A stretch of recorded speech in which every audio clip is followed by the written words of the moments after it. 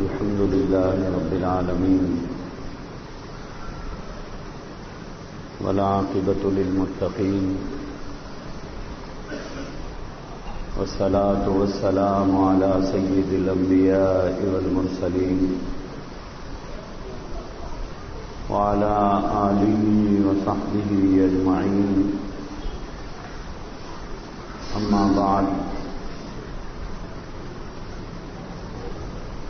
فقد قال الله تبارك وتعالى في القرآن المجيد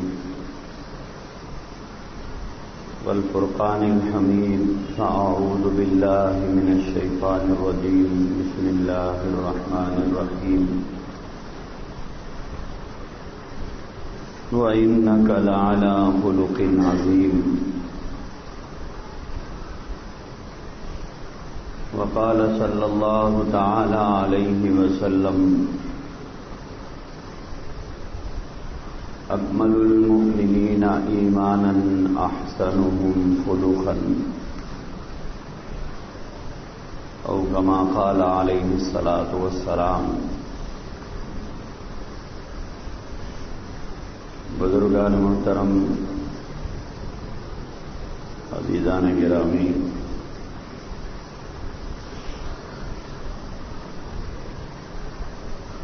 اللہ تبارک و تعالی نے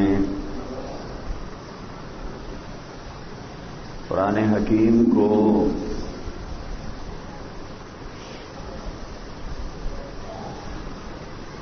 انسانوں کے لیے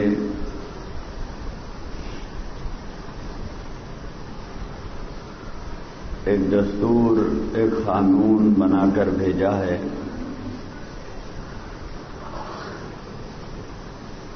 اور اس کتاب کے اندر اللہ تبارک و تعالی نے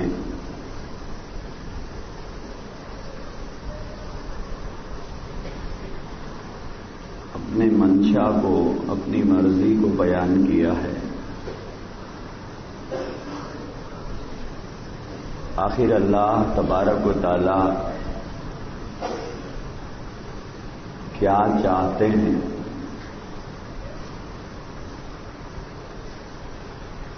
کیا چیز انہیں پسند ہے، کیا چیز انہیں ناپسند ہے،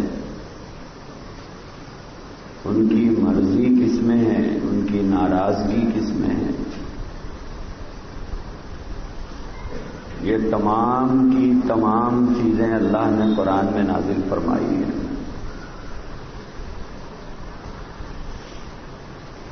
جو آدمی اپنی زندگی گزارنے کے لیے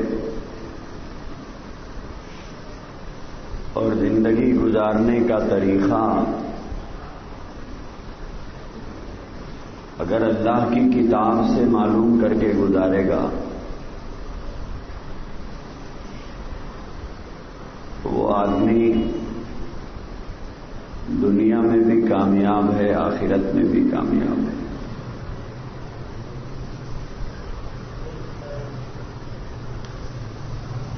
کیوں؟ ہمارا ایمان ہے، ہمارا عقیدہ ہے کہ قرآن مجید اللہ کی کتاب ہے. جو الفاظ قرآن مجید کے کاغذات پر لکھے ہوئے ہیں یہ اللہ کے اندر سے نکلے ہوئے جملے ہیں، یہ صفت الہی ہے. اب ایک آدمی اس کو سامنے رکھے اور اپنے ہر کام کے معاملے میں اللہ کے قرآن سے پوچھے میں یہ کرنا چاہتا ہوں، میرے لیے اللہ کی کتاب کیا رہنمائی کرتی ہے، اللہ کی کتاب مجھے کیا حکم دیتی ہے، اللہ کی کتاب میں میرے لیے جس کام کو کرنے جا رہا ہوں میرے لیے کیا فرمان ہے اللہ کا، اللہ نے کیا میری رہنمائی کی ہے. اسی لیے اللہ کے رسول نے فرمایا ترکت فیکم امرین، میں تمہارے درمیان میں دو چیزیں چھوڑ کے جا رہا ہوں. ان دونوں چیزوں کو تم اپنی زندگی کے لیے مضبوطی سے پکڑ لو. تمہاری زندگی ان دو چیزوں کے مطابق ہونا چاہیے. ان دو چیزوں میں سے ایک چیز کے بارے میں فرمایا کتاب اللہ. وہ اللہ کی کتاب ہے. یہ اللہ کی کتاب تمہارا دستور حیات ہے. یہ اللہ کی کتاب تمہاری قانون زندگی ہے. تو جو آدمی زندگی گزارنے کے لیے اور زندگی گزارنے میں اور زندگی کے ہر کام میں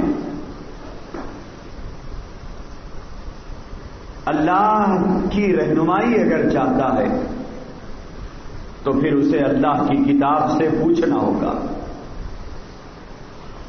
جیسے گزشتہ جمعے میں نے بتایا تھا کہ اللہ نے قرآن میں جگہ جگہ فرمایا یا ایھا الذین آمنوا، اے ایمان والو، اے ایمان والو، اے ایمان والو.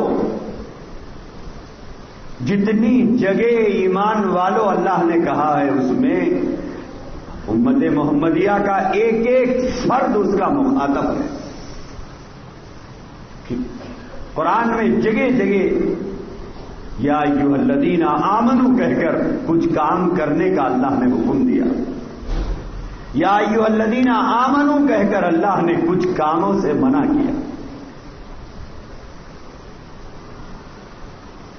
تو اصل تو ہمارا قانون قرآن ہے. اصل تو ہمارے لیے دستور قرآن کا دستور ہے. اب یہ ہمارا المیہ ہے کہ ہم نے قرآن کو پڑھا نہیں ہے. یہ ہمارا المیہ ہے کہ ہم قرآن پڑھتے نہیں ہیں. آج تک عمر کے اتنے برس گزر گئے، کبھی ہم نے جاننا چاہا ہی نہیں کہ اس قرآن میں آخر کیا لکھا ہے. قرآن ہم سے کیا مطالبہ کرتا ہے، کبھی ہم نے کوشش کی. یہ کہہ کر ہم بات کو ٹال دیتے ہیں کہ صاحب قرآن عربی میں ہے اور ہم عربی نہیں جانتے ہیں.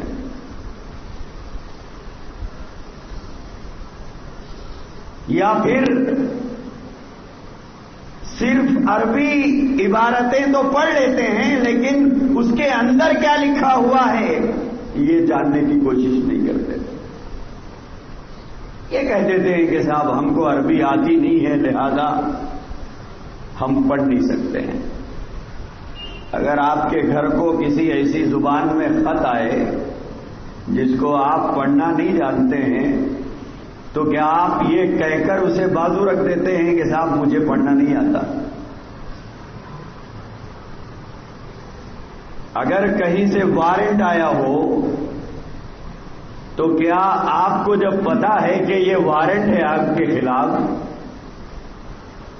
تو کیا آپ یہ کہہ کر اسے بازو رکھ دیں گے کہ صاحب مجھے تو انگلش نہیں آتی اور اس نے وارنٹ انگلش میں بھیجا ہے؟ کیا آپ اتنا کہنے سے قانون کے ہاتھوں سے بچ سکتے؟ ایک آدمی کو اگر وہ پڑھنے نہ آتا ہو تو 10 آدمیوں کے پاس جا کر اس کی منت و سماجت کرے گا آدمی کہ صاحب یہ وارنٹ آیا ہے پتہ نہیں اس کے اندر کیا لکھا ہوا ہے، ذرا پڑھ کے سنا دیجئے. پڑھ کے سنا دیا تو بولے میرے کو سمجھ میں نہیں آ رہا، ذرا اس کا مطلب بھی سمجھا دیجئے. یہ لفظ کا کیا مطلب ہے، یہ فقرے کا کیا مطلب ہے، اس لائن کے اندر کیا لکھا ہوا ہے. لیکن جب معاملہ قرآن کا آتا ہے، جب معاملہ اللہ کی کتاب کا آتا ہے، کئی تو بدنصیب ایسے ہیں جنہیں سال بھر کبھی قرآن کھول کے دیکھنے کی توفیق ہی نہیں ہوتی.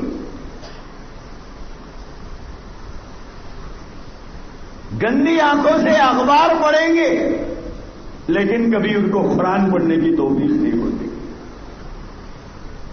سارے جہاں کی خبریں چاہیے اور اپنی جہاں سے بے خبر رہتے ہیں. اور جو طبقہ قرآن کی تلاوت کرتا ہے وہ یہ جاننے کی کوشش نہیں کرتا کہ اس قرآن میں جگہ جگہ یا ایھا الذین آمنوا، یا ایھا الذین آمنوا، اے ایمان والو، اے ایمان والو، اے ایمان والو کہا گیا۔ آخر کس کو کہا گیا؟ کیا کہا گیا؟ کیا اللہ کہنا چاہتے ہیں؟ لیکن جب قرآن کی سچائی کی بات آئے تو ہم کہتے ہیں کہ صاحب دنیا میں سب سے سچی کتاب اللہ کی کتاب ہے۔ قرآن کی عظمت کا مسئلہ آیا تو ہم کہتے ہیں کہ صاحب یہ تو خدا کا کلام ہے، اور جب بات عمل کی آئے تو قرآن پیچھے رکھتے ہیں۔ قرآن پیچھے رہتا ہے ہمارے۔ میرے عزیز بھائیوں، اصل دستور تو قرآن ہی کا دستور ہے۔ جو مسلمان ہیں اس کے لیے تو حکم ہے کہ اس کی زندگی اس کلام پاک کے مطابق ہو۔ آج ہم نے قرآن کو کیا درجہ دیا ہے؟ قرآن کا ہمارے نزدیک درجہ کیا ہے؟ عظمتوں والی کتاب، برکتوں والی کتاب، رحمتوں والی کتاب۔ بہت خوبصورت الفاظ قرآن کی تعریف میں ہم استعمال کرتے ہیں، لیکن جہاں تک قرآن سے ہمارا رشتہ، قرآن سے ہمارا تعلق، اگر اس بارے میں ہماری زندگی دیکھی جائے تو بالکل جداگانہ ہمارے الفاظ ہیں، بالکل جداگانہ ہماری زندگی۔ میرے عزیز بھائیوں، کب تک یہ دو رنگی؟ زبان کچھ کہتی ہے، ہم کچھ کرتے ہیں، کرنا کچھ ہے، کیا کچھ جا رہا ہے۔ میرے عزیز دوستو، ایک دم ایک وقت کوئی آدمی ولی نہیں بن جاتا۔ ہر آدمی کو ایک ایک سیڑھی چڑھتے ہوئے اوپر جانا پڑتا ہے، آہستہ آہستہ اعمال کی طرف اپنی طبیعت کو آہستہ آہستہ راغب کرنا پڑتا ہے۔ لیکن ہم سنتے بہت ہیں، کرتے بہت کم ہیں۔ ہم سننے کے بہت عادی ہیں، لیکن عمل کا جہاں تک معاملہ آتا ہے تو ہم اس معاملے میں بہت پیچھے رہتے ہیں۔ ایک ایک منزل سے ہی اپنی طبیعت کو آمادہ کرنا چاہیے کہ موت تک میری زندگی کم سے کم پوری کی پوری دین پر آ جائے۔ موت تک کم سے کم میں اس حالت میں اللہ کے سامنے حاضر ہوں کہ میں اسلام کے احکام کی بغاوت کرنے والے مجرموں کی صفوں میں مجھے کھڑا نہ کیا جائے۔ کیا فرمایا اللہ کے رسول نے؟ نصیحت فرمائی اپنی امت کو، یہ ارشاد فرمایا کہ دیکھو قیامت میں تم اس حال میں نہ آنا، قیامت میں تم اس حال میں نہ آنا کہ تم گنہگاروں کی صفوں میں کھڑا کر دیے جاؤ اور تمہارے نبی کو شرمندگی محسوس۔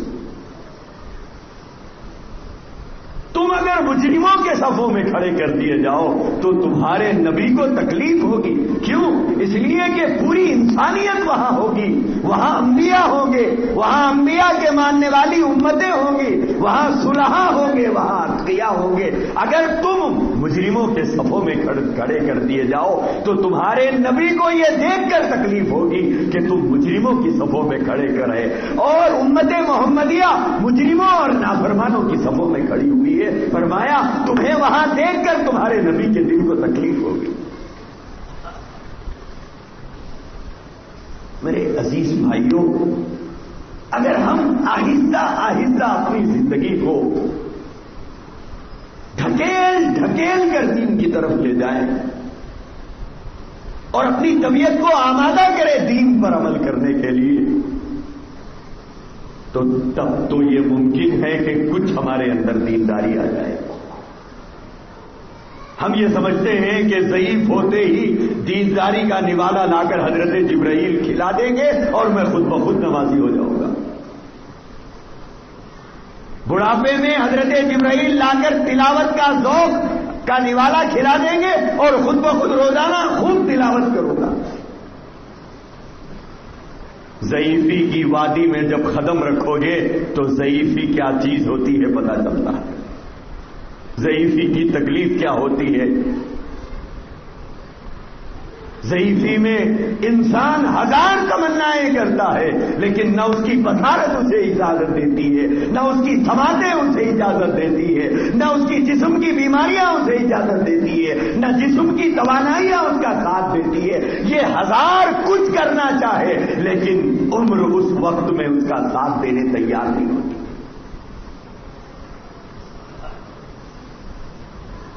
اسی لیے اللہ کے رسول علیہ الصلوۃ والسلام کی حدیث میں اس بات کو ارشاد فرمایا کہ جس کی جوانی خوف خدا کے ساتھ گزرے، جس کی جوانی اطاعت الہی کے ساتھ گزرے، جس کی جوانی رسول اللہ کے طریقوں کے مطابق گزرے، مبارکباد کے لائق ہے وہ جوان، مبارکبادی کے مستحق ہیں جنہوں نے نظر اللہ اور اس کے رسول کے احکام پر رکھی، جنہوں نے نظر دنیا کی طرف نہیں اٹھائی اور اللہ کے رسول کی سنتوں کو اپنے چہروں پر بڑھا لیا، نمازوں کا اہتمام کر لیا، کمانے میں حلال و حرام کی تمیز کر لی اور زندگی گزارنے میں نبی کی سنت کو اہمیت دے دی. مبارکبادی کے مستحق ہیں وہ جوان. اللہ کے نبی نے انہیں خوشخبری سنائی، فرمایا تم نے زمانے سے منہ موڑا، زمانے کی تمناؤں سے منہ موڑا، زمانے کی ارمانوں کو نہیں دیکھا، وقت کی چال چلن کو نہیں دیکھا، زمانے کے فیشن کو نہیں دیکھا، تم نے ہر چیز کو دھتکار کر میرے طریقے کو سنت سے لگایا.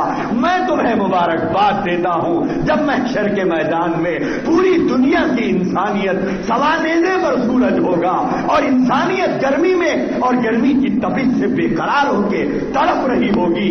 سورج میٹر 1.5 میٹر کے نیچے تک اتار دیا جائے گا. انسانیت کی زبانوں سے یہ جملے نکلتے رہے ہوں گے، یا اللہ جنت میں تو بھیج دیجئے یا جہنم میں بھیج دیجئے، مگر میدان محشر کی تکلیف ہم سے سہی نہیں جاتی. انسان اتنا بے قرار میدان محشر میں ہوگا، وہاں چیخ اٹھے گا چاہے جنت ملے چاہے جہنم ملے، یہ میدان محشر کی مصیبت سے مجھے نجات مل جائے. اللہ کے نبی نے فرمایا کہ ایک ایک انسان اپنی بدعمالیوں کی وجہ سے، کوئی ٹخنے تک، کوئی گھٹنے تک، کوئی کمر تک، کوئی سینے تک اپنے پسینے میں ڈوبا ہوا ہوگا. سورج سوا نیزے پر ہوگا.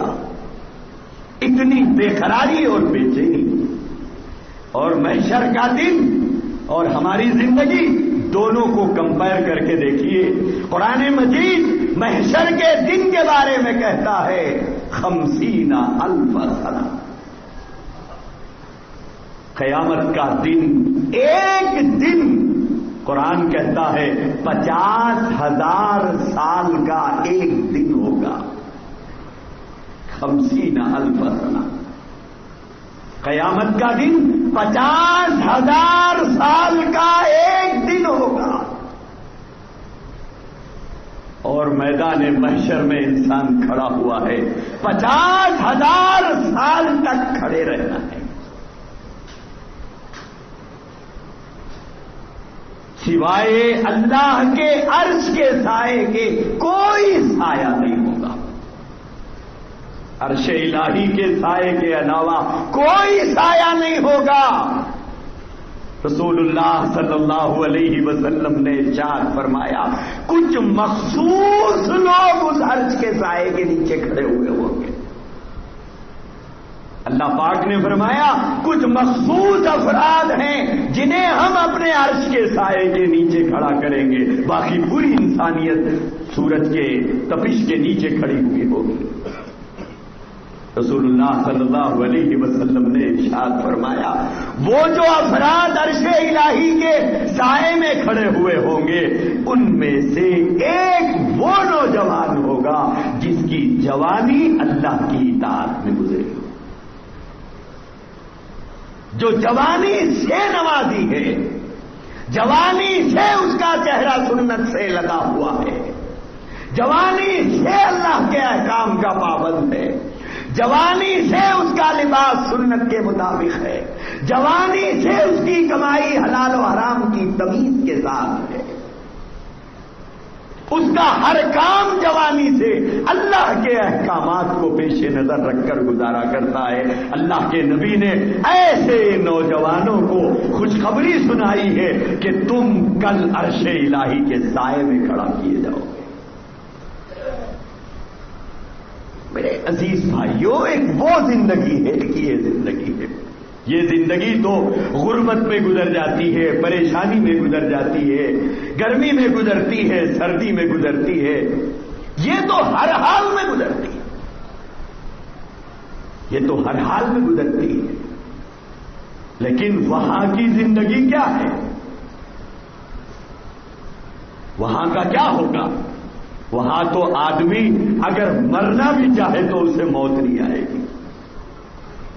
حدیث پاک کے اندر ہے، رسول اللہ صلی اللہ علیہ وسلم نے ارشاد فرمایا، اللہ تبارک و تعالی دوزخیوں اور جنتیوں کے سامنے،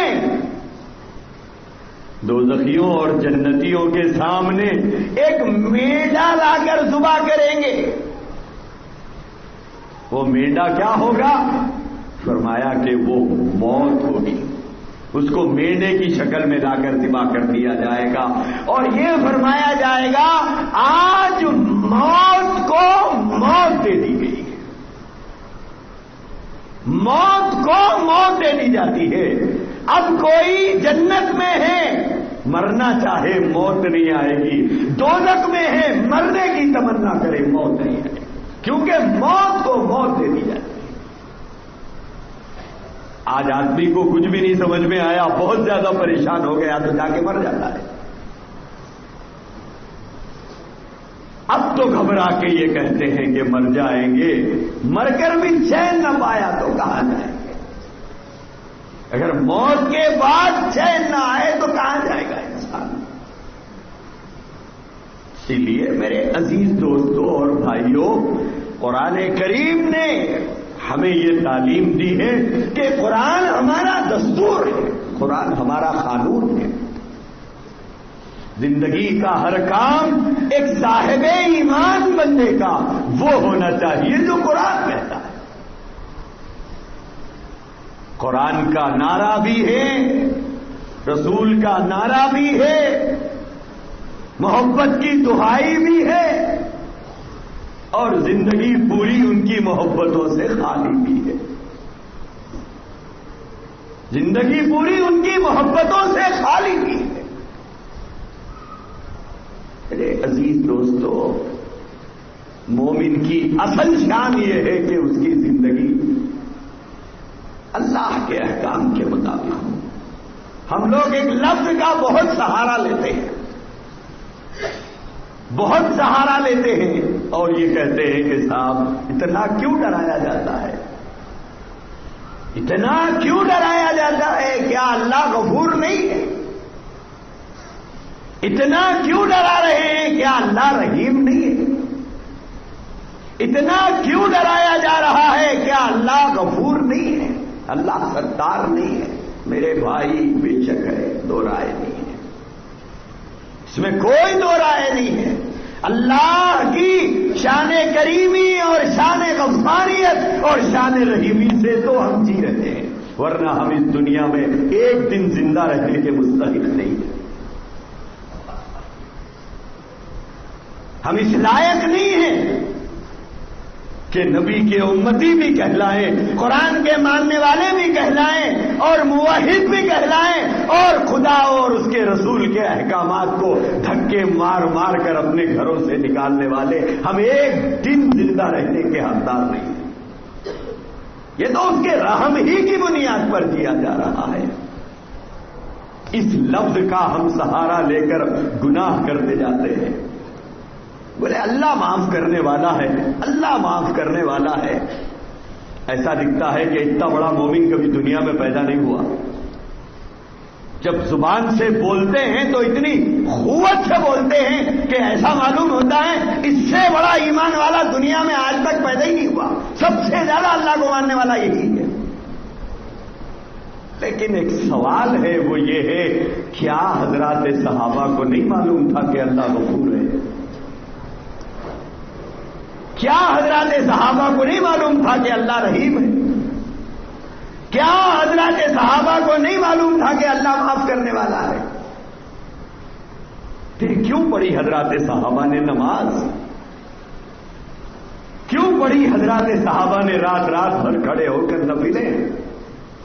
کیوں پڑھا حضرات صحابہ نے رات کی نیند کو چھوڑ کر تہجد کی نمازیں؟ بھوکا رہنا گوارا کر لیا، حرام کے قریب نہیں گئے. اپنے بچوں کے ہونٹوں میں بھوک کی وجہ سے پپڑیاں جمع ہوتے ہوئے دیکھ لیا، لیکن کوئی حرام کا لقمہ لا کر ان کے پیٹ میں نہیں ڈالا. انہیں نہیں معلوم تھا کہ اللہ غفور رحیم ہے. ان کے زمانے میں تو قرآن نازل ہوا، قرآن کے اولین مخاطب وہی لوگ تھے، اور ان کی اپنی زبان جو وہ بولتے تھے اسی زبان میں قرآن نازل ہوا. انہیں نہیں سمجھ میں آیا، اور جو زبان ہمیں سمجھ میں نہیں آتی ہے وہ ہم نے سب سے اچھا سمجھ لیا.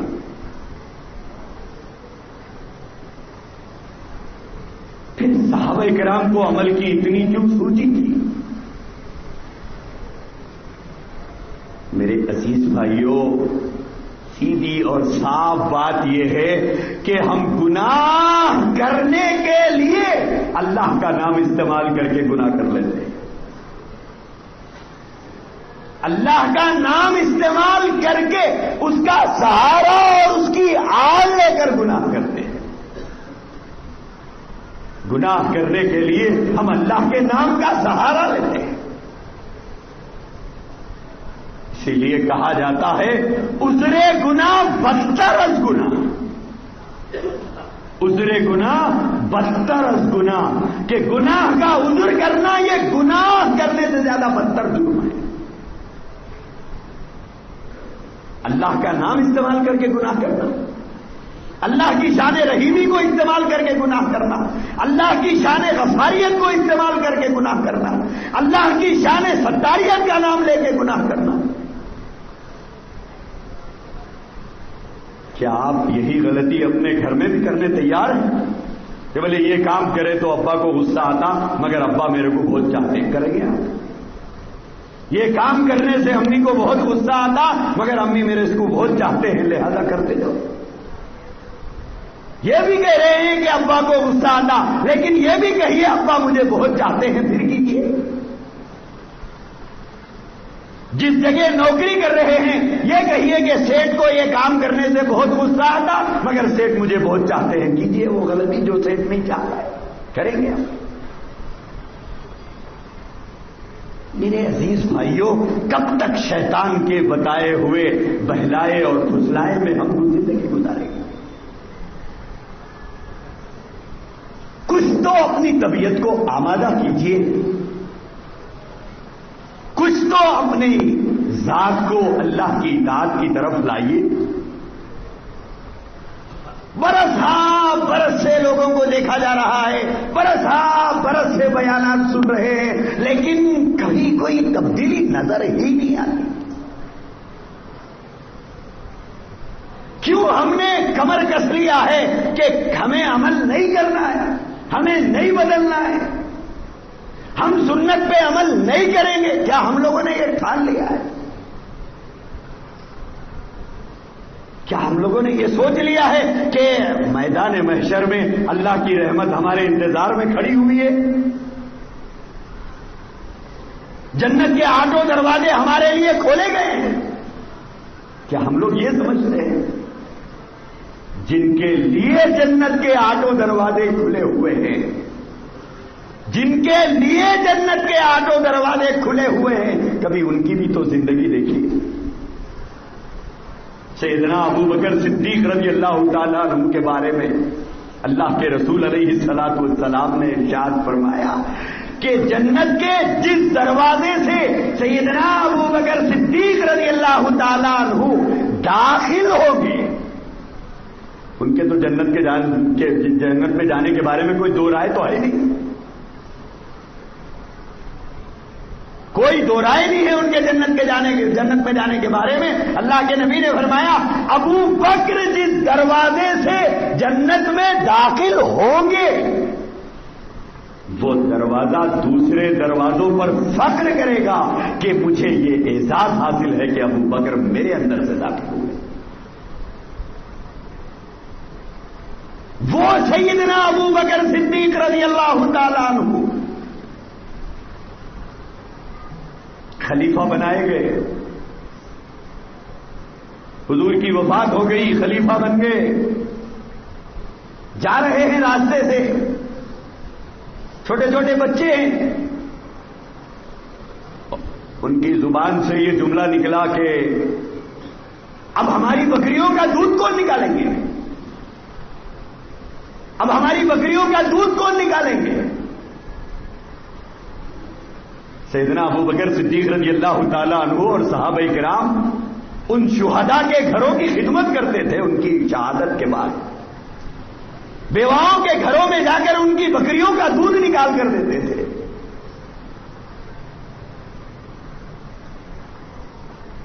بچے کہنے لگے ابو بکر تو اب خلیفہ بن گئے, ہماری بکریوں کا دودھ کون نکالیں گے. سیدنا ابو بکر رضی اللہ تعالیٰ عنہ کے کانوں میں جب آواز پڑی تو پلٹ کے فرمایا کیوں ابو بکر کہاں چلے گیا. پلٹ کے فرمایا ابو بکر کہاں چلے گیا.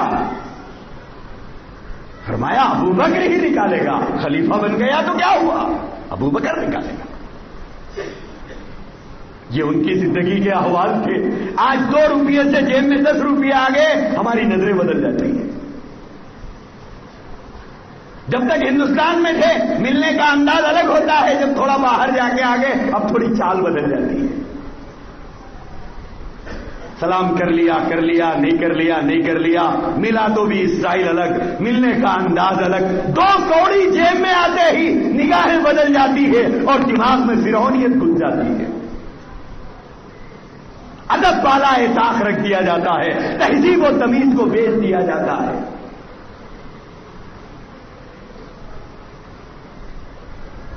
وہاں حال یہ ہے کہ جنت جن کا انتظار کر رہی ہے ان کی زندگی کی کیفیت یہ ہے. اور اللہ کی شان غفوری کا سہارا لے کر گناہ پر گناہ ہم کرتے جا رہے ہیں, جیسے کہ جنت ہمارا انتظار کر رہی ہے اور اللہ شان رحیمی کو لے کر ہمارا انتظار کر رہے ہیں. تشریف لائیے, آپ کے لیے ہی ہم کھڑے ہیں. آپ ہمارے نام کا سہارا لے کے بہت گناہ کرتے تھے. ارے عزیز بھائیوں, کب تک اللہ کے نام کے ساتھ مذاق ہے. صحابہ کرام کو نہیں معلوم تھا اللہ غفور ہے, صحابہ کو نہیں معلوم تھا اللہ رحیم ہے. کیا فرمایا سیدنا عمر بن الخطاب رضی اللہ تعالیٰ عنہ نے, ہمارا ایمان اور عقیدہ ہے کہ ابو بکر کے بعد تو مرتبہ سیدنا ابو بکر کا, سیدنا عمر کا ہے. سیدنا ابو بکر کے بعد تو سیدنا عمر کا مرتبہ ہے, جن کو اللہ کے رسول نے سید الابرار قرار دیا, نیکوں کا سردار ہے.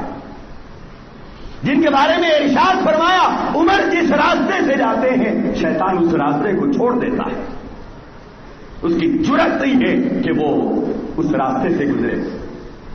اسلام کے آنے کے بعد سب سے پہلے اللہ کے رسول کو کعبۃ اللہ کے اندر نماز باجماعت پڑھانے والے سیدنا عمر بن الخطاب ہیں. کیا کیا اعزاز ہے ان کا. ادھر ایمان لے آئے, اللہ کے رسول سے پوچھا یا رسول اللہ کیا ہم حق پہ نہیں ہیں, کہا کہ بالکل حق پہ ہیں. حضور سے فرمایا چلیے کعبے میں جا کے نماز پڑھیں. کعبے میں جا کے نماز پڑھیں. ایک طرف سید الشہداء حضرت امیر حمزہ رضی اللہ تعالیٰ عنہ کھڑے ہیں, ایک طرف خطاب کے بیٹے عمر رضی اللہ تعالیٰ عنہ کھڑے ہیں. نماز پڑھی گئی. کیا کیا اعزاز ہے جن کا, جن کے ایمان کا کیا حال ہے. میدان احد میں جب 70 صحابہ کرام شہید کر دیے گئے, 70 صحابہ شہید ہو گئے, ابو سفیان نے ایک اونچی جگہ کھڑے ہو کر آواز لگائی کہ بدلہ برابر ہو گیا. بدر میں ہمارے مارے گئے تھے 70، احد میں تمہارے مارے گئے 70 برابر ہو گیا. سیدنا عمر رضی اللہ تعالیٰ عنہ نے جب یہ آواز سنی تو جواب دیا ہرگز بدلہ برابر نہیں ہوا. سفیان نے کہا عمر تمہیں کیا ہو گیا؟ بوگلاہٹ کے شکار ہو گئے ہو. تمہارے 70 مارے گئے اس جنگ میں، ہمارے 70 مارے گئے تھے اس جنگ میں، کیا بدلہ برابر نہیں ہوا؟ سیدنا عمر نے فرمایا ہرگز برابر نہیں ہوا. ابو سفیان نے کہا عمر تمہیں کیا ہو گیا؟ حضرت عمر نے فرمایا بدلہ کیسے برابر ہوا؟ تمہارے جو مارے گئے وہ جہنم میں گئے، ہمارے جو مارے گئے وہ جنت میں گئے. عجیب ایمان کے حوصلے، عجیب اللہ کی ذات پر یقین، عجیب ایمانی حرارت. اس کے باوجود سیدنا عمر بن الخطاب فرماتے ہیں کہ اگر کل میدان محشر میں اس بات کا اعلان ہو کہ صرف ایک آدمی جنت میں جائے گا تو میں اللہ کی ذات سے امید رکھتا ہوں اور اس کی رحمت کا امیدوار ہوں، اور میں خدا کی ذات سے امید کرتا ہوں کہ شاید وہ اکیلا میں ہوگا. میں اللہ کی رحمت پر اتنی امید کرتا ہوں. لیکن ساتھ میں یہ بھی فرمایا اگر اس بات کا اعلان ہو جائے کہ پوری انسانیت جنت میں جا رہی ہے اور صرف ایک شخص جہنم میں جا رہا ہے تو میں اللہ کے غضب سے پناہ مانگتا ہوں کہ کہیں میں وہ نہ ہوں. میرے عزیز بھائیوں، اللہ کے نبی نے ارشاد فرمایا الایمان بین الخوف والرجاء. ترازو کے دو پلڑے ہیں. حضور نے فرمایا ایمان خوف اور امید دونوں کے بیچ میں جھولتا رہتا ہے. ادھر خوف بھی ہو ادھر امید بھی ہو، دونوں کے بیچ میں ایمان ہے. کشتی پانی پہ چلتی ہے، کبھی دائیں جھوٹتی ہے کبھی بائیں جھوٹتی ہے. انسان کوئی فرشتہ نہیں ہے کہ اس سے غلطی ہوگی ہی نہیں. یہ تو انبیاء کی صفت ہے، یہ تو انبیاء کی صفت ہے. معصوم عن الخطا یہ انبیاء کی ذات ہے، صحابہ کی ذات محفوظ ہے. انسان ہچکولے ضرور کھاتا ہے، ہچکولے ضرور کھاتا ہے، لیکن خوف اور امید دونوں کے درمیان میں اس کی زندگی بسر ہونا چاہیے. صرف امید ہی امید یہ غلط ہے. اللہ کے نبی نے فرمایا انسان کی زندگی خوف اور امید دونوں کے بیچ میں. لہذا ہم اس بات کی آہستہ صحیح کوشش شروع کریں. ایک بھی نماز نہیں ہو رہی، ایک سے آغاز کیجیے، اس کی پابندی کیجیے، اس کی پابندی کیجیے. جو گناہ بہت آسانی سے چھوڑ دیے جا سکتے ہیں، جیسے جھوٹ بولنا ہے، چھوڑ دیجیے. جو گناہ ایک وقت نہیں چھوڑا جا سکتا، برسوں کا عادی ہے، تھوڑا تھوڑا کر کے چھوڑیے. میرے عزیز بھائیوں، ایک حدیث ہے اللہ کے رسول کی، اس کو یاد رکھ لیجیے. اللہ کے رسول علیہ الصلوۃ والسلام نے ایک عجیب بات ارشاد فرمائی ہے. اکثر لوگ اپنی نیکی کو ظاہر نہیں کرتے ہیں لیکن لوگوں کے دلوں میں ان کی محبت پیدا ہو جاتی ہے. جیسے بہت سے نیک لوگ ہیں جن کے بارے میں بے پناہ محبت ہمارے دلوں میں ہے، حالانکہ ہم نے انہیں دیکھا نہیں ہے، ہم نے انہیں دیکھا نہیں ہے لیکن محبت ہوتی ہے ان سے. اسی طرح بہت سے لوگ ہیں جن کو گناہ کرتے ہوئے ہم نے نہیں دیکھا، مگر پتہ نہیں کیا بات ہے ان سے طبیعت کھلتی ملتی نہیں. آدمی کو ان سے کوئی لگاؤ نہیں ہوتا ہے، اپنی نگاہوں میں ان کے لیے کوئی عزت نہیں ہوتی ہے، دل میں ان کے لیے کوئی جگہ نہیں ہوتی. کیا وجہ ہے؟ ہم کسی کی نیکی دیکھتے نہیں ہیں کہ آخر کیا نیکی کرتا ہے، مگر ہمارا دل کہتا ہے نیک آدمی ہے، اور ہمارا دل عزت کرنے میں مجبور کرتا ہے. اور ایک آدمی کا گناہ ہم نے نہیں دیکھا مگر دل میں نفرت ہے، دل میں محبت نہیں ہے اس سے. کیا وجہ ہے آخر؟ آپ غور کر کے دیکھیے اس کو. کسی کی نیکی آپ نہیں دیکھے پر آپ کہتے ہیں بڑے اچھے آدمی، بڑے نیک آدمی، اور ایک آدمی کی برائی نہیں دیکھے آپ پھر بھی دل کہتا ہے غلیظ آدمی، برا آدمی، غلط آدمی ہے، کیا وجہ ہے؟ حضور علیہ الصلوۃ والسلام نے ایک بات ارشاد فرمائی، بڑی عجیب بات ہے یہ. حضور نے ارشاد فرمایا اگر آدمی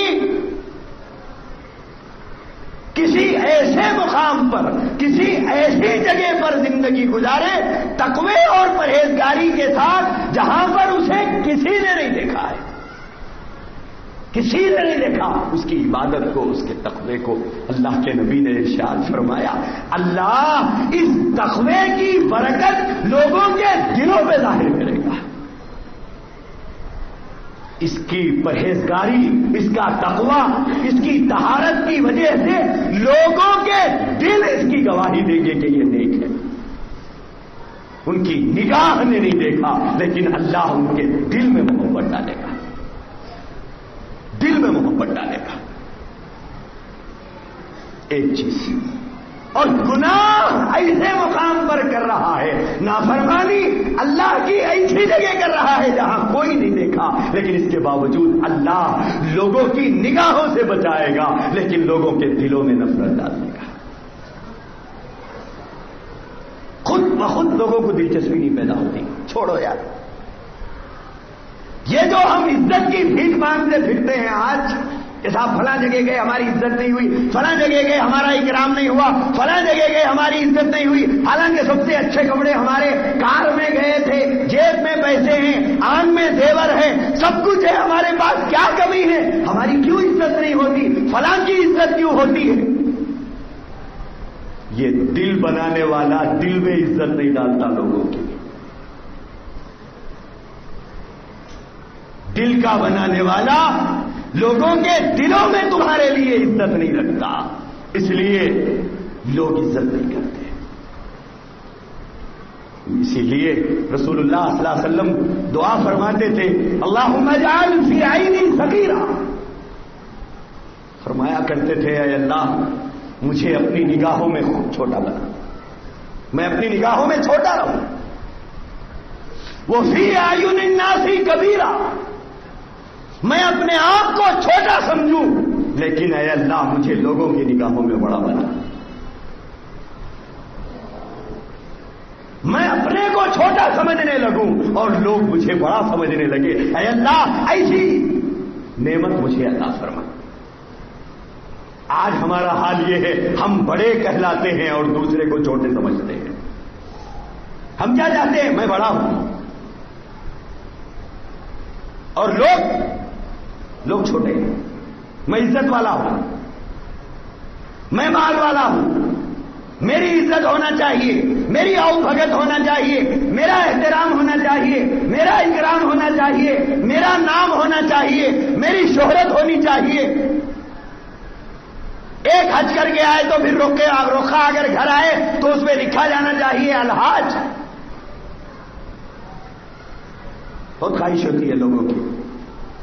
بچے بھی کہتے ہیں الحاج لکھے ہمارے بابا حج کر گئے. اپنا روکا خود لکھائیں گے، اس پہ بھی لکھیں گے الحاج فلاں فلاں صاحب، ساتھ میں لکھے نمازی فلاں فلاں صاحب، روزے دار فلاں فلاں صاحب. یہ کیوں نہیں لکھاتے؟ نماز بھی تو پڑھتے ہیں نا آپ، یہ کیوں نہیں لکھاتے؟ روزہ بھی تو رکھتے ہیں، روزے دار محمد ارشد علی، نمازی محمد ارشد علی، لکھنا چاہیے. نماز بھی تو پڑھتے ہیں ہم. زکات دینے والے محمد ارشد علی، آرزومند میں نیچے روخے میں یہ ہونا چاہیے سب. ریاکاری کا روگ لگ گیا ہم لوگوں کو، ریاکاری کا روگ لگ گیا ہے. اور یاد رکھیے اللہ کے نبی نے ارشاد فرمایا، قرآن کہتا ہے کہ ریاکاری شرک اصغر ہے، شرک اصغر ہے. جیسے گھر والی اپنی نگاہ اگر دوسرے سے لڑاتی ہے تو تمہاری غیرت گوارا نہیں کرتی، اللہ کی غیرت بھی اس بات کو گوارا نہیں کرتی۔ سجدہ اس کے لیے کیا جائے اور دل میں تمنا ہو کہ فلاں صاحب سمجھ رہے ہوں گے کیا لمبے لمبے سجدے والی نماز پڑھتا بھائی، گیا وہ سجدہ۔ جیسے بیوی کے معاملے میں یاری تمہیں گوارا نہیں ہے، عبادت کے معاملے میں اللہ بھی یاری گوارا نہیں کرتا۔ پانی ملا ہوا دودھ اگر نقلی ہے تو ریاکاری کا سجدہ بھی نقلی ہے۔ پانی ملایا ہوا دودھ اگر اصلی نہیں ہے تو ریاکاری کا حج بھی اصلی نہیں ہے۔ اللہ خالص چاہتا ہے جس کے اندر اس کی ہی محبت ہو، اس کا ہی خوف ہو، اس کا ہی ڈر ہو، اس کی ہی رضا ہو، اس کی ہی رحمت ہو، اسی سے مانگنے کا جذبہ ہو، اسی کو دکھانے کی تمنا ہو، اسی کے لیے کرنے کا جذبہ ہو۔ یہی سجدہ، یہی صدقہ، یہی خیرات، یہی زکات، یہی حج، یہی نماز، یہی روزہ اللہ کو پسند ہے۔ اگر اس میں نگاہ دوسرے کی واہ کی تمنا ہے، اللہ کالی کی چندی میں لپیٹ کر اس کے منہ پہ مار دے گا، کہے گا کہ یہ میرے لیے نہیں اس کے لیے ہے، جا اسے بتا یہ میرے لیے کہاں سجدہ ہے، یہ میرے لیے کہاں سخاوت ہے، یہ میرے لیے کہاں صدقہ ہے، یہ میرے لیے کہاں زکات ہے، یہ میرے لیے کہاں سجدہ ہے، یہ میرے لیے کہاں حج کیا، یہ میرے لیے کہاں خیرات کیا، یہ میرے لیے کہاں نماز پڑھا۔ تو واہ کا بھوکا تھا، تجھے واہ مل گئی۔ توحید کوئی معمولی چیز نہیں ہے، توحید کوئی معمولی شے نہیں ہے۔ اللہ کے رسول نے ارشاد فرمایا اگر کوئی آدمی اپنی پیدائش سے لے کر موت تک، اپنی پیدائش سے لے کر موت تک سجدے میں پڑا رہا، حدیث ہے، پیدائش سے لے کر موت تک سجدے میں پڑا رہا، سر اٹھایا نہیں سجدے سے، اور اسی حالت میں اسے موت آ گئی، کوئی گناہ کیا ہوگا؟ کوئی گناہ نہیں کیا، پیدائش سے سجدے میں پڑا رہا، موت تک سجدے میں پڑا رہا۔ حضور نے ارشاد فرمایا ایسا آدمی بھی کل محشر میں کھڑے رہے گا، وہاں کے حالت کو دیکھ کر چیخ اٹھے گا اے اللہ میں کچھ کر کے نہیں آ سکا، یہ چیخ اٹھے گا اے اللہ میں کچھ کر کے نہیں آ سکا۔ جس آدمی نے پیدائش سے موت تک جس نے اپنی زندگی سجدے میں گزار دی، وہ محشر میں چیخ اٹھے گا کہ میں کچھ کر کے نہیں آ سکا، تو پھر وہ لوگوں کا کیا ہوگا جنہوں نے شان غفاریت، شان رحیمی، شان کریمی کا سہارا لے کر گناہ پر گناہ کرتے جا رہے ہیں، یا پھر یہ کہتے پھر رہے ہیں یہ ایک نہیں کرے تو کیا ہوتا، یہ دو نہیں کرے تو کیا ہوتا، یہ نہیں کرے تو کیا ہوتا، وہ نہیں کرے تو کیا ہوتا، یہ نہیں کرے تو مسلمان نہیں رہتے کیا، وہ نہیں کرے تو مسلمان نہیں رہتے کیا، انہوں کرے تو برا نہیں ہے کیا، ہم کرے تو ہی برا ہے کیا، انہوں داڑھی رکھ کے کرے تو غلط نہیں ہے کیا، ہم بغیر داڑھی کے کرے تو غلط ہے کیا۔ کس کے کاندھے پر، کس کا سہارا لے کر؟ میری غلطی آپ کے لیے کوئی ثبوت نہیں، کسی عالم کی غلطی آپ کے لیے کوئی جواز نہیں ہے، اس کا وہ بھگتے گا، آپ سنگل بھگتے گے وہ تو ڈبل بھگتے گا، آپ تو سنگل بھگتیں گے، عالم تو ڈبل بھگتے گا۔ میرے عزیز بھائیوں، کسی کا گناہ تمہارے لیے ثبوت فراہم نہیں کرتا کہ آپ بھی کیجیے۔ لوگ کہتے ہیں لوگ داڑیاں رکھ کے کرتے، ہاں کرتے تو کوئی اچھا کام کر رہے ہیں، ارے انہوں کر رہے ہم کرے تو کیا ہوتا، انہوں بھی تمہارے جیسی تھے۔ یہ ڈھانچے ہیں میرے دوستوں، آپ نے اس کا نام دینداری رکھ لیا ہے۔ یہ ڈھانچہ جو ہے، یہ شکلیں جو ہیں، یہ دیندار ہونے کی علامتیں ہیں، یہ علامتیں ہیں۔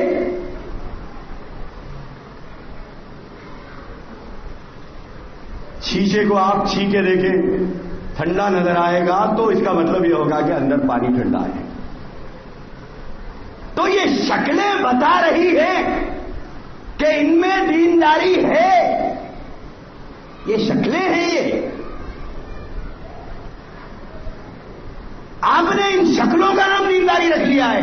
جیسے آپ پانی تو اندر ہے, آپ بوتل کو ٹھنڈا دیکھ کر بوتل کو نگل نہیں لیں گے. آپ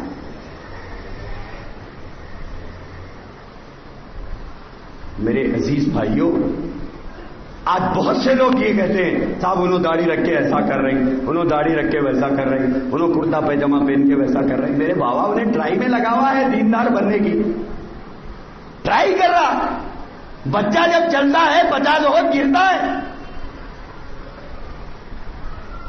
آپ کو یہ کس نے کہہ دیا کہ 100% وہ دیندار ہے, انہوں غلطی کرے تو آپ کے واسطے جائز ہو جاتا؟ یہ کس نے آپ سے کہہ دیا؟ وہ تو ٹرائی کر رہا ہے, 50 وقت گرے گا, 50 وقت اٹھے گا, اس کا وہ بھگت رہا ہے. لیکن اس کا عمل آپ کے لیے کوئی ثبوت ہے؟ اس کا عمل آپ کے لیے کوئی ثبوت ہے؟ وہ غلطی کرا تو بھی غلطی ہے, آپ غلطی کرے تو بھی غلطی ہے. لوگ کہتے ہیں اتنے بڑے داڑیاں والے, بہت تنزیہ الفاظ میں لوگ کہتے ہیں اتنے بڑے داڑیاں والے جوڑے کی رقم لے رہے ہیں. تو جب سمجھ جانا, اگر لیا ہے جوڑے کی رقم تو سمجھ جانا کہ یہ اوپر کا ٹاپ الگ ہے, باٹم اندر الگ ہے. سیدھی سیدھی بات ہے, ٹاپ باٹم میں فرق ہے. لیکن اس کو ثبوت بنا کر آپ بھی لیں تو کیا وہ داڑھی والا آپ کا نبی ہے جو آپ اس کو عمل کو نمونہ بنا رہے ہیں؟ وہ داڑھی والا آپ کا نبی ہے کیا؟ آپ کے لیے نمونہ نبی کی ذات ہے, نبی کی ذات ہے, وہ نہیں ہے. میرے عزیز بھائیوں, کب تک اس کا اس کا سہارا لے کر ہم گناہ کریں گے؟ کوئی کتنی بڑی غلطی کر لے, چاہے وہ کتنا بڑا دیندار ہو, اس کا عمل ہمارے لیے کوئی ثبوت نہیں ہے. ہمارے لیے ثبوت اللہ کے رسول کا عمل ہے, ہمارے لیے ثبوت قرآن کریم کا حکم ہے, ہمارے لیے نمونہ رسول اللہ صلی اللہ علیہ وسلم کی ذات ہے. اگر ہم اپنی زندگی گزارنے میں دو چیزوں کو سامنے رکھیں, ایک کسی بھی کام کے کرنے سے پہلے ہم دیکھیں اللہ کا قرآن اس معاملے میں مجھے کیا کہتا ہے, مجھے کیا کہتا ہے, اور دوسری چیز ہمارے نبی کا طریقہ کیا ہے. میرے عزیز بھائیوں, دنیا گزرے گی, دنیا گزرے گی, دنیا کبھی خوش ہوئی نہیں, دنیا ہم سے کبھی خوش ہوگی نہیں, دنیا کبھی خوش ہوئی نہیں ہم سے, دنیا کبھی ہم سے خوش ہوگی نہیں. اسی لیے آ جاؤ سنت کے راستے پر, آ جاؤ نبی کے طریقے پر, اپنے چہروں کو سنت کے مطابق بنا لو. پتہ نہیں اگر قیامت میں اللہ کے نبی ہمیں دیکھ کر کہے یہ کون ہے میرا امتی نہیں لگتا, ختم ہو گیا, ختم ہو جائے گا. دنیا کو چاہے اچھا لگے نہ لگے, دنیا کو پسند آئے نہ پسند آئے, دھتکارو اس دنیا کو. یہ دنیا کب ہماری وہ جے جے کی ہے. حضرت گنگوہی رحمۃ اللہ علیہ سے کسی نے پوچھا تھا کہ صاحب یہ اتنے بڑے چہرے, آپ کے چہرے کے اوپر اتنی بڑی داڑیاں, ارے کیسے آپ برداشت کرتے ہیں اسے؟ بولے ہم کو تو اچھا نہیں لگتا.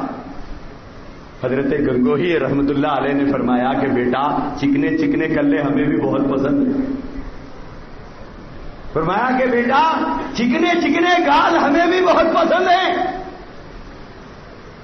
لیکن ہم کسی اور کے عاشق ہیں, ہم کسی اور کے عاشق ہیں. اور عاشق اپنے معشوق میں فنا ہو جاتا ہے, وہ کسی اور کی طرف نہیں دیکھتا کہ کسی کو اچھا لگ رہا نہیں لگ رہا, اب اس سے اسے کوئی مطلب نہیں ہوتا. عاشق دیوانہ ہوتا ہے, اور دیوانہ اپنے محبوب میں فنا ہو جاتا ہے, وہ کسی کو اچھا لگتا نہیں لگتا وہ نہیں دیکھتا. اس کا معشوق کہے تم اچھے لگ رہے ہو بس کافی ہے, اس کی اسی میں معراج ہے. بولے ہمیں تم سے واہ واہ نہیں لینی ہے, بولے ہمارا محبوب اگر ہمیں کہہ دے تو میرا ہے بس کافی ہے. اگر ہمارا محبوب ہمیں کہہ دے کل قیامت میں یہ تو میرا ہے، ہماری تو معراج ہوگی، پھر ہمیں آقا کے ہاتھوں سے آب کوثر ملے گا، پھر ہمیں آقا دو جہاں کے دست مبارک سے جام کوثر ملے گا، پھر ہمیں آقا کی شفاعت ملے گی، پھر ہم پلک جھپکنے کے اتنی دیر میں پل صراط پار کر کے نکل جائیں گے اور ہم جنت کی نعمتوں کو کھائیں گے اور خدا کا دیدار ملے گا۔ اور کیا چاہیے ہمیں؟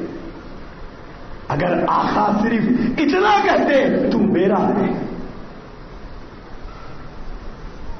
بس یہ ایک لفظ کے لیے زندگی گزارنا ہے کہ آقا قیامت میں کہتے تو میرا ہے۔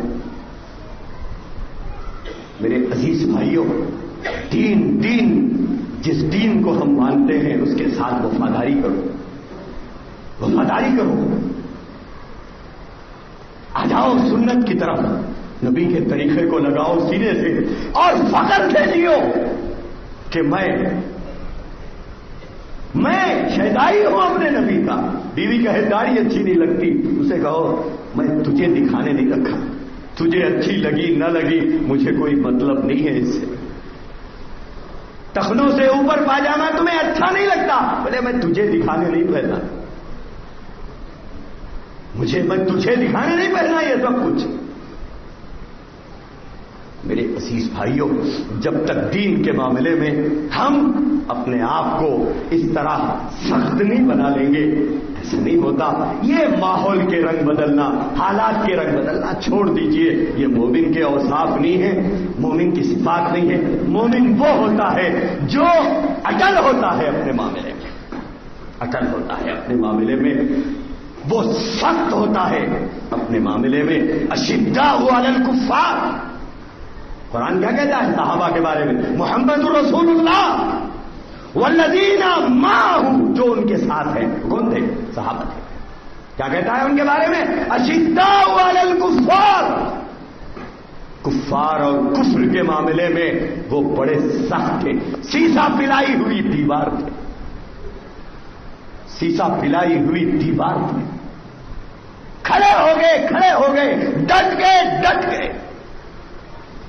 بیوی سامنے آئی، نبی کی محبت سے ٹکرائی، بازو ہٹا دیا۔ خیر وقت زیادہ ہو گیا ہے تو بہرحال ہم اپنے آپ کو بدلنے کی کوشش کریں۔ زمانہ ہم کو کچھ نہیں دیتا، دینے والا تو اللہ ہے، دینے والا اللہ ہے، زمانہ ہم کو کچھ نہیں دیتا۔ بس اتنا سوچ لو، جب اللہ نافرمانی کرتے وقت میں دے رہا ہے تو کیا فرما برداری کرنے پہ نہیں دے گا؟ سنتیں توڑنے پہ دے رہا ہے، سنتیں ادا کرنے پہ نہیں دے گا؟ قرآن چھوڑنے پہ دے رہا ہے، قرآن کی تلاوت پر نہیں دے گا؟ میرے عزیز بھائیوں، بہرحال اللہ تبارک و تعالیٰ سے دعا کیجیے، خدا بند قدوس ہمیں توفیق عطا فرمائے۔ 2 منٹ بیٹھ جائیے، ایک اعلان ہے۔ ایک اعلان تو یہ ہے کہ کل رات اویسی